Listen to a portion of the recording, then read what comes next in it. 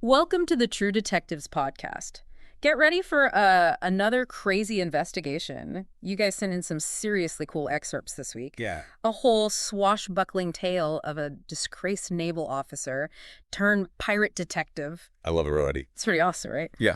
This guy, Blackheart Jim, and his quest for this legendary treasure, the Crimson Codex. Sounds intense. Our mission, if you choose to accept it, is to dive deep into this narrative. Love it. Separate historical fact from pure mystery, and figure out what makes this Crimson Codex so darn important. You know, you've really given us a lot to work with here. Yeah. We're starting with Lieutenant James Sterling, a man bound by the king's law, who makes this crazy transformation into this super mysterious Blackheart Jim. I know, right? The idea of a pirate detective is wild, isn't it? Totally. What do you think led to this big change? Well, the excerpts say he traded the king's law for the life of a pirate detective, so it seems like a conscious choice, like he was turning away from something. Yeah. And then there's that description of his ship, a haven for those cast out by the cruel order of polite society. Interesting. So it's not just about gold and jewels for this guy. Right. He seems to have a real problem with the establishment. Maybe he was wrong somehow. Possibly, yeah. It makes you wonder what his true motivations are. I'm curious about that too. What really stood out to you in those early parts about what drives him? The thing that got me was how quickly we learn that he isn't after typical pirate treasure. Right. He says, not gold, not jewels. My obsession was knowledge, lost histories. Yeah, such a curveball. It's not what you'd expect from a pirate captain, right? Totally. It's like this elevates the whole story beyond just a treasure hunt. It becomes about something bigger. Absolutely. This Crimson Codex he's after. Yeah. It's described as a relic sought by kings and madmen alike, said to hold the key to some ancient, devastating power. That's heavy stuff. I know, right? The stakes are way higher than just getting rich. Sounds like something that could change the world. For sure. It makes you think, what kind of power are we talking about here? Well, with a relic that's rumored to be that powerful, it's no surprise that it becomes this major plot point. For sure. The whole story revolves around it. And then this kid shows up with a map. Yeah. But you pointed out it's the knowledge the map leads to that Blackheart Jim is really after. Exactly. Not buried treasure. Not at all. Like the treasure itself is almost secondary to the secrets it holds. I totally agree with that. As the quest unfolds, we see Blackheart Jim and his crew going through these amazing places. Oh, yeah. Bustling port cities full of secrets and mystery, foggy islands with ancient ruins. Straight out of an adventure novel. It's a classic setup. Totally. But they're not the only ones on this hunt, are they? Nope, not at all. You mentioned some other players who are way more powerful. Definitely. That's one of the things that makes this story so interesting. It's not just a small-scale adventure. No, it's got huge implications. So, tell me, who else is after this Crimson Codex? Well, there's the Spanish Armada. Whoa, the Armada. Yeah. That's serious. They're described as ruthless and relentless, and they're desperate to save their dwindling empire. So they see the Codex as a way to get back on top. Exactly. It's a pretty clear sign that the Codex isn't just some old myth. Yeah. It's something that has real political and military value. It makes you wonder what kind of power it really holds. Doesn't it? I mean, the Armada is risking everything for it. They must believe it's the key to their survival. It seems that way, right? But it doesn't stop there, does it? No, it gets even more complicated. There are these hints about a secret order pulling the strings from the shadows. Yeah, that's where things get really interesting. That adds a whole other level of intrigue. Totally. It suggests there are forces at work that are even more secretive than the Armada. And maybe they have a completely different agenda. It makes you question the true origins of this Crimson Codex and who has been trying to control it throughout history.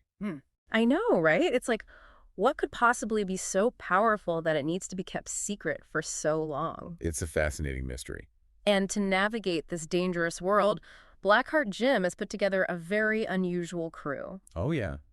Tell me about them. There's Maggie the shark, a former convict with a heart of gold, Luca, this bookish stowaway, and old Finn, who's seen it all. They feel like a real motley crew. They are, but they're also incredibly skilled and loyal.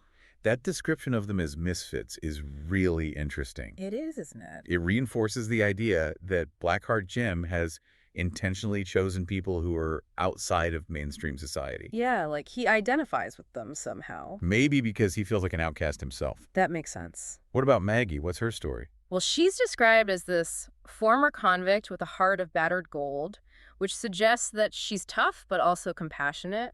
A survivor. Exactly. She's been through a lot, but she's come out stronger. And Luca, he seems like an odd fit for a pirate crew. He is, but he's also essential to their mission. How? Well, he's the scholarly stowaway who saw the world through his precious books, so he's the brains of the operation. Ah, I see. He can decipher ancient languages and historical clues. He's like the decoder. Yeah, exactly. And Old Finn's. Old Finn is the heart of the crew, weathered by 1,000 storms. He represents experience and wisdom. They really are a fascinating group, each with their own unique skills and background. They are, and their shared experiences have created a bond between them that's unbreakable. It's a great example of how adversity can bring people together. Totally, and they need that bond because this quest is full of danger. Oh, yeah. What kind of dangers are we talking about? Well, there are skirmishes with the Armada. Wow, real battles. Yeah, intense naval confrontations. That's scary. And then there are shadowy ambushes by the Secret Order's assassins. So they're constantly under threat from multiple sides. Exactly, the stakes are incredibly high. It sounds like they're walking a tightrope. They really are, and then they reach this uncharted, fog-wreathed island. Oh, I remember that part. It sounded creepy. It was. The whole atmosphere changes when they get there. Like there's something sinister lurking beneath the surface. Yeah, it feels like the island itself is somehow connected to the power of the Codex. The air was described as thrumming with an unsettling energy. I got chills reading that. It's like the island is a warning. It definitely felt that way, and of course, that's where they finally find it. The Crimson Codex. Yes, described as a crimson crystal. And they encounter this really disturbing figure. Who's that? The former leader of the Secret Order. What happened to him? He's been driven mad by the Codex. Yikes. The way he talks about it is chilling. What does he say? He says, it shows you everything. The fall of empires, the true face of gods. That's intense. It's like the Codex doesn't just give you power, it gives you too much knowledge. More than a person can handle. Exactly. It's a cautionary tale about the dangers of seeking ultimate knowledge. It makes you wonder what kind of knowledge could be so powerful that it breaks your mind. I don't even want to know. It's a terrifying thought. And just when they find the Codex, the Spanish Armada shows up. Oh no, so they have to fight them off. Yeah, it becomes this crazy three-way battle over this super dangerous artifact. With the Secret Order in the mix too? It's total chaos. It's like all their different motivations have collided in this one place. Exactly. You've got Blackheart Jim and his crew who are driven by this thirst for knowledge. Right. Then you have the Armada who are obsessed with power. And the Secret Order who are still a complete mystery. It's a recipe for disaster. So what happens? Well, in the middle of all this fighting, Maggie the Shark does something incredibly brave. What does she do? She rams their ship into the Armada's galleon. Wow, that's a huge sacrifice. It is. She basically sacrifices herself to save her crew. That's incredible. It shows how deep their loyalty to each other runs. It's a testament to the strength of their bond. Definitely. But the most surprising thing comes from Luca. The Quiet Scholar. Yeah, he ends up with the Crimson Codex. And you know what he does? Right. He throws it into the sea. He throws it away. He does. Why would he do that? Well, he realizes that the Codex is just too dangerous. It's like he understands the true cost of that kind of knowledge. Yeah, and he's not willing to let it fall into the wrong hands. That's a huge decision. It is. It shows a lot of wisdom and responsibility. It's like he's saying some things are better left unknown.